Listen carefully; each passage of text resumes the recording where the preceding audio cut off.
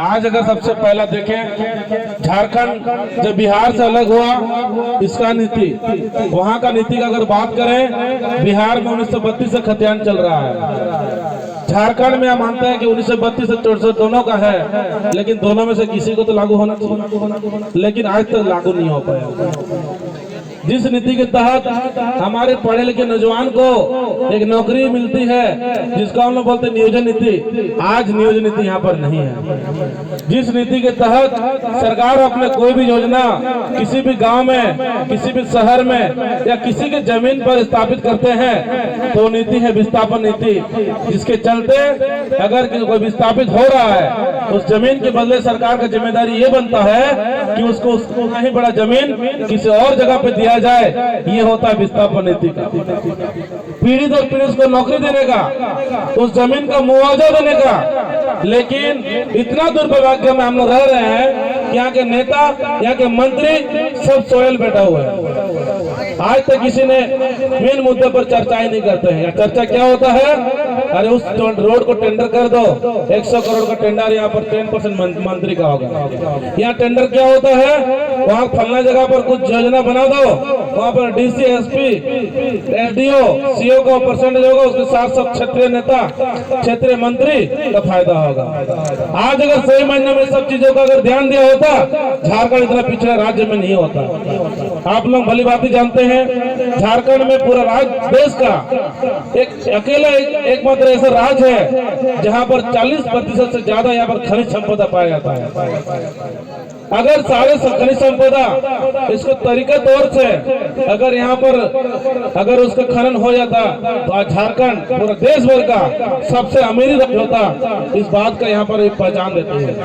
आज टाटा स्टील का बात कीजिए, हमारे इस क्षेत्र का 90% लोग काम कर रहे थे टाटा स्टील में। स्टील हमारा कहाँ पर, पूर्वी सिंहभूम में। जादूगोड़ा में बात कीजिए यूरेनियम का, यूरेनियम सबसे महंगा ऐसा एलिमेंट है जो इतना महंगा है, और देश भर में अगर देखा जाए सबसे अधिक यहाँ पर उसका खनिज है, सबसे ज्यादा प्रोडक्शन है जादूगोड़ा में। उसका ब्रांच तुरंडी में है, उसका ब्रांच आपके बाग जनता में है।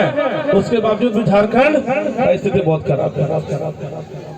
साथियों, यहाँ पर हमारा झारखंड खराब नहीं है, झारखंड का जो नेतृत्व कर रहे हैं उसका दिमाग में भेजा में उसका दिमाग नहीं है। झारखंड को चलाने के लिए उसके पास कोई योजना नहीं है। झारखंड अगर चलाना हो तो एजुकेटेड आज के प्रतिनिधित्व की जरूरत है, शिक्षित प्रतिनिधित्व तो उसको झारखंड को बहुत आगे तक ले जा सकता है। वो जमाना गया, आज सबके हाथ में 5G 6G का हम लोग बात कर रहे हैं, वो कीपैड जमाना चला गया।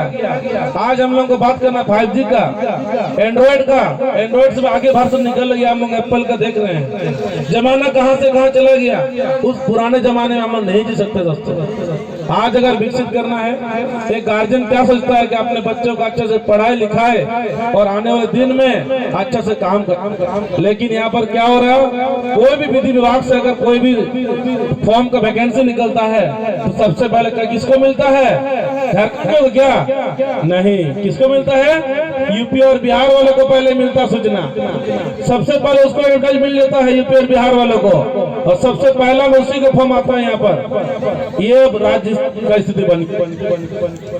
हाल ही में देखे सीजीएल का, इस काराडोबा क्षेत्र से बहुत सारे बच्चे दिए होंगे सीजीएल का एग्जाम, जो लोग ग्रेजुएट हैं।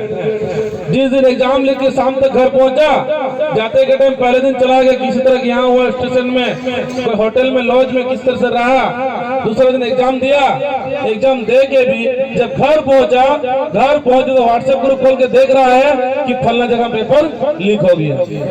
लीक कैसे हो रहा भाई, सोचने वाली बात। यानी आप जिस एजेंसी को अपने एग्जाम कंडक्ट करने दिया है उसका अपना सिक्योरिटी नहीं है। आप जिस एजेंसी को आप क्वेश्चन सेट करने के लिए दिए हैं वो बाहर के लोग हैं। झारखंड का कोई एग्जाम कंडक्ट होता है और पेपर लीक होता है बिहार में, और सरकार इसमें चुप बैठती है, उसको तुरंत वहीं पर सजा, फांसी का सजा दे देना चाहिए। झारखंड में कोई गद्दारी करेगा झारखंडियों के साथ कोई बाहरी आदमी, उसको झारखंड का पूरा एकदम विधानसभा में फांसी दे देना चाहिए। लाखों नौजवान एक नौकरी को पाने के लिए इतना दिन तक मेहनत करता है, सिर्फ इसी दिन के लिए कि शाम को घर पहुंचे उसको खबर मिले कि शाम को पेपर जो लीक हो गया। आज देखिए 24 साल का झारखंड मात्र 11-12 का जेपीएस से हो रहा है। क्यों? जेपीएस एकमात्र ऐसा एग्जाम है जो सबसे बड़े अधिकारी हम लोग चयन करते हैं। राज्य को चलाने के लिए सबसे बड़े बड़े अधिकारी को चयन करते हैं जो ग्रुप ए और बी का नौकरी करता है। आज उसका स्थिति देखिए, यानी कुल मिलाकर देखें हम लोग ओवरऑल अभी तक जितने भी शासन प्रशासन सब रहे हैं, नेता मंत्री से लेकर ऑफिसर तक सारे के सारे कहने के डायरेक्टली इनडायरेक्टली जो है चोरी करके जो है उसको चला रहे हैं। आज सबका अगर सही मात्रा से अगर जांच किया जाए, सभी का सभी जेल घुसेंगे।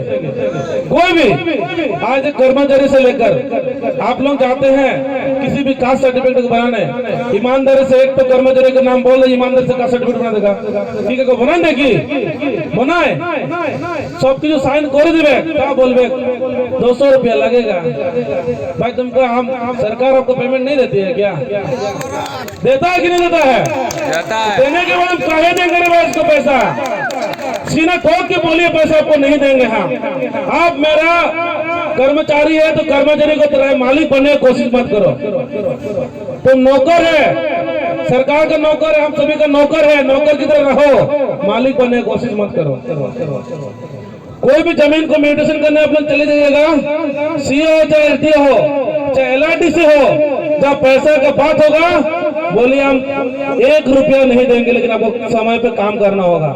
नहीं काम कीजिएगा फिर हम देख लेंगे। पूरा खुलेआम चुनौती दीजिए कि उसको बहाली किया गया है उसको काम करने के लिए, घूस लेने के लिए नहीं बहाली किया गया है। आज थाना में चले जाइए, एक छोटा सा कोई प्राइवेट में काम करे, नौकरी करने के लिए चला जाएगा किसी भी कंपनी में, हर कंपनी का भी हो गया कब कैरेक्टर सर्टिफिकेट बनवाएगा। अरे जो कैरेक्टर सर्टिफिकेट देखने वाला खुद अपना कैरेक्टर देख ले। आप तो चोरी करके आपका चोरी का जो इतना सारा केस मुकदमा दर्ज किया है, अब दूसरा क्या कैरेक्टर देखिएगा? उसका फायदा कौन उठा रहा है? थाना वाला। वेरिफिकेशन करने जाइएगा, बोलेगा 2 तो